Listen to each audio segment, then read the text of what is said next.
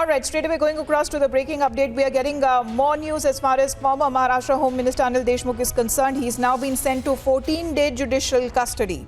And this is coming across as a setback, as the arguments that were happening in court, according to his lawyers, as they were seeking for certain relief and relaxations for the former minister there, that some of them that has been granted by court, but Anil Deshmukh, who had also filed for an application for the retraction of the statement, ED had objected to it. Let me go back to Priyanka for more on this. Priyanka, more developments that have taken place since we last spoke. Can you update our viewers on that? We are getting these updates from inside the courtroom right now, where Anil Deshmukh's hearing has in fact been going on, and the custody for Anil Deshmukh has been given. Judicial custody for 14 days has been given to the former Home Minister of Maharashtra government. In fact, we are getting these updates on what is inside the courtroom later with Senator Ramesh, and there was some application that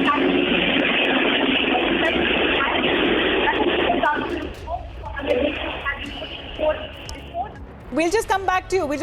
Priyanka. Reconnect that line with you. But this is coming across another setback to the former Maharashtra Home Minister Anil Deshmukh, where the court has extended his custody. This time it is judicial custody. Previously today, his ED custody had ended today in the money laundering case. And what is being said by the ED, as they were maintaining that more facts will emerge if Sachin Vase's statement is recorded along with that of Anil Deshmukh. But certain relaxations that have also been sought by Anil Deshmukh's lawyer there, and they have been, some of them that have been accepted by court. He will be now lodged back to the jail. Let me go back to Priyanka. Priyanka, he will be now spending more time in jail, we are told. Well, 14 days of judicial custody is something that the court has given to the former Home Minister Anil Deshmukh in the entire matter of the ED investigation with respect to the extortion racket and the Hawala transactions that are being investigated by the agency.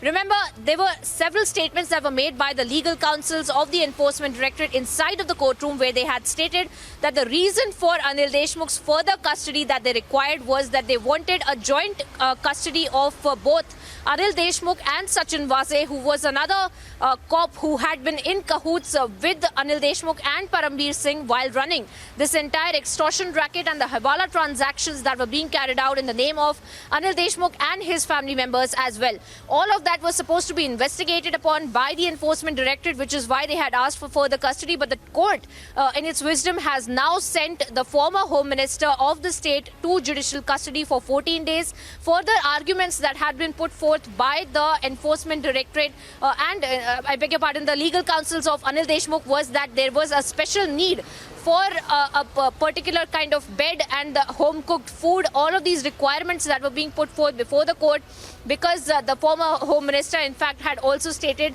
that there is a shoulder dislocation, that there are several health problems that he has been facing, which is why he will need this kind of a special treatment as well. And the court had stated that today he will have to go to the judicial custody, otherwise the order will not be passed by the court as well. Now, we had also seen another parallel investigation that was being carried out with respect to Sachin Vase and Parambir Singh that is still going on. And Sachin Vase, who had been in the Mumbai Police Crime Branch custody, is also being sent back to judicial custody as we speak. And the further investigation will be carried out, as the ED had stated that Anil Deshmukh and Sachin Vase both will be required in custody for a joint interrogation.